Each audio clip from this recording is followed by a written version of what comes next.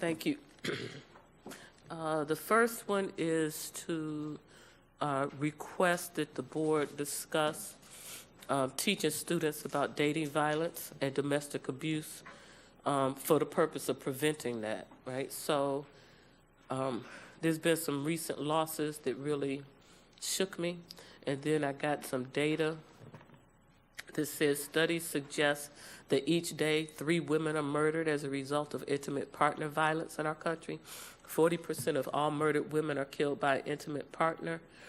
And the CDC has declared intimate violence a preventable public health problem.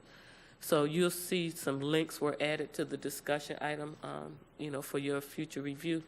But I think it's time that we lean into this and work to educate our students so that they don't become participants in intimate partner violence.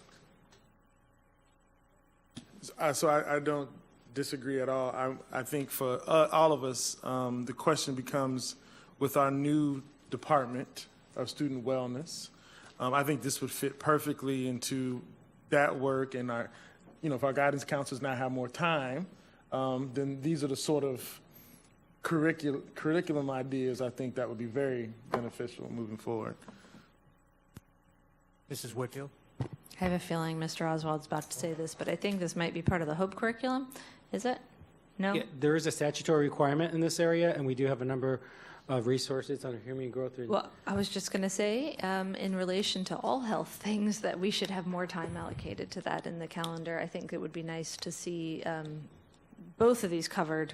I wholeheartedly agree, but I do think we are limited in the amount of things that can be covered in a short 5-day span of that time with HOPE, and then if we could allocate any more time or something to it, or a better way to promote health education, I think it would do nothing but good for our students. We could provide the board a written response what our current state and how we provide what resources and where that exists, and then provide any other follow-up. I actually have a follow-up question because, domestic violence is something that has plagued my family. So this is something that is personal to me. So my question for us moving forward is, do we train our counselors to identify, to see those markers for kids who are going, because the average person, if they're going through it, they're not going to say it, right? And especially teenagers or even preteens who deal with these realities. So when we think about, whether it's working with school police and other entities, making sure that our staff knows how to identify kids who may be going through these things. Just another, and this is, it's hard and complicated, right? But, these are things that fester for a while before the horrible incident occurs, right? And so it's just a question for us as we develop all this work, how we help our staff. And I'm not asking us to, there's so much we're putting on people's plates, but part of their training should include being able to identify these sort of markers and other things that exist. I hope I said that clearly. Yes, Mr. Stewart's getting that. Mrs. Burlden, Mrs. Whitfield. Thank you. And Dr. Fornoy, I don't disagree at all. And in fact, we did train staff to recognize the signs of human trafficking. And we should, and this should also be something that we train them. But the piece that Dr. Robinson brought up, where we train that the students get that information too, so that they know that to come forward, I think it's critical. And I had heard that there was a requirement, but what we do need to make sure that we're meeting it. Mrs. Whitfield. Thank you. I'm just looking around the room and seeing all of the, oh wow, we have Pete here too, that's helpful. Looking around the room and seeing all of the former high school principals in the room. I know some of them have taken this as a topic just to do with some of their students, kind of as an assembly or an opportunity to talk with some of the children I've participated in, one at Lake Worth High. So maybe as you do the response, what we could do is kind of get some idea of how principals are tackling that, and maybe how important they think it is, because I know if you're willing to take a time aside and pull all your girls out to talk about dating violence and all your boys and get them in groups, they know how important this is. So thank you. Dr. Robinson. So I would hope we would find a tiered approach for this, because I think that there's some education that all children need to receive, and I think we need to start in middle school, right? And then we could also, of course, the training for staff to help identify, and also to encourage students to essentially self-report if they find themselves in a dangerous situation. But I'm really thinking more about all, like that tier 1, that there's something that all children get. Tier 2, part of tier 2 should be specific work with our athletes, right? To say, you know, like, this is not appropriate, like, real men don't do this, or however we're going to phrase it so that they hear it. But so I'm just saying I want a tiered approach, not just identifying those who display whatever signs or whatever. Thank you. Dr. Robinson's next discussion item is choice programs. Thank you. So this is another thing it seems like I say all the time. So I know that we now have the annual report from the choice staff in terms of where the programs are going and so on and so forth. But I think that we really need to carve out some time, and maybe it might be 2 different sessions for the board to see a comprehensive look of what's going on with the choice programs. We have a lot of singleton programs. I mean, we need to acknowledge that. If we want to say we don't want to have singletons, we want all children to be able to, for example, access pre-vet in middle school, that we can say that and then say, but we don't have the means now, here's what we would need. But I think that we need to have that conversation as a board. We need to look at the programs people are not selecting, right?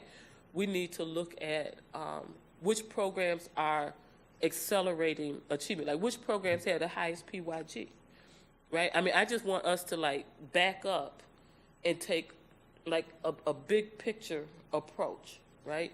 Instead of the annual add this, add that, you know, tweak this, tweak that. I think we need to back up and look at the whole thing.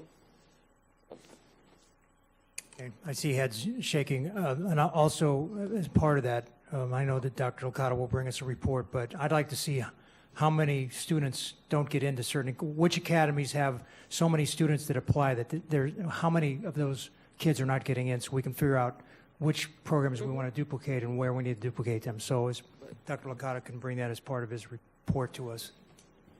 One comment. I just one of the things that I've had the opportunity to hear a little bit about is and I'm going to mess this up, but there's an app that lets you kind of ask questions to your student starting from 6th grade on, or the student gets to do it and they get to see where their like kind of aptitude lies and their interests and all those kind of things. I'm just curious if there's any way to get the data from all the kids that have participated in that and see if we are really truly aligning the interests with the choice programs that we provide. Do you know what I'm talking about? You're looking at me blank. You don't have to come up here. You can just nod if you're interested in it. But I just did it with Noelle last week, and it's fabulous. It was really fun to go through. I know she's not 6th grade yet, but Are you speaking of the My Future Shines? Yes, that one, My Career Shines, that's out by the right? state. Yeah. I actually spoke with them 2 weeks ago in Orlando. It's a new addition to, or it's an update to their program that goes down to lower grades. It used to start at middle, now it's starting in elementary Yeah. school. They can retrieve our data from Palm Beach County. I just think it would be interesting to see if we have truly, if we're developing the programs and have the programs that align with what the kids are truly interested in. Right, and that would also be useful across many departments in our Great. district. So. Well, Dr. Okada, while we're on the subject, I recently met this week with one of our newly elected state representatives, and he was so shocked to find out that we actually had these kind of programs in our high schools. And when I told him we have not only in the high schools but the middle schools, here's a state representative that is supportive of us, and he had no clue that we have academy programs that do all the things that we do in our schools. And he said to me, he said, you guys need to do a better job of marketing, because I'm a state rep and I have no clue, and I've been here forever and I have no clue that you do these things. So I know that we do some marketing, and I know we're constrained by budgetary concerns, but it's common. I think all of us run into people every day that we tell what's going on in our high schools, and they have no clue that the business community, especially a lot of the people in the business community, have no idea that, you know, you can get certifications for all kinds of things in the programs that we have. So I think we need to concentrate also on figuring out a better way to get the message out there so that everybody knows what we do in our schools. When the governor talks about he wants choice, choice, choice, I think Palm Beach County is a spotlight in this country for the choices we offer, and I think sometimes it's a hidden secret that we need to that we need to publicize. Well, thank you for making that connection, because we do have a meeting with him, and I think Mr. Burke might be attending with me on Friday afternoon, which will be great.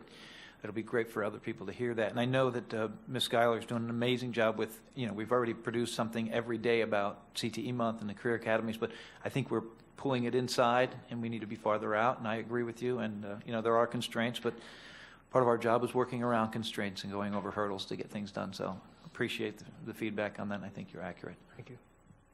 Anybody else? Dr. Robinson, last one, HIV prevention education. Yeah, so this is along the same line. I recently renewed my medical license, and it's some mandatory training, actually including domestic violence. But I attached heat maps to the agenda item, and I mean we're just a hotbed for people living with HIV and new cases, and so I'm just asking that we direct staff to take a look at what education are we providing students, so for the purpose of them understanding really what it is, as well as other diseases, right? But really for the purpose of preventing them from showing up on the heat map in the future. So everybody's shaking their heads again. So as part of that report that you bring us, the other report, maybe you can tell us what we're doing in the health education. Thank you. Anybody else have anything? We have a motion to adjourn. Motion made by Dr. Robinson, seconded by Mrs. McQuinn. All in favor, all opposed, motion carries. Meeting is adjourned. Thank you very much.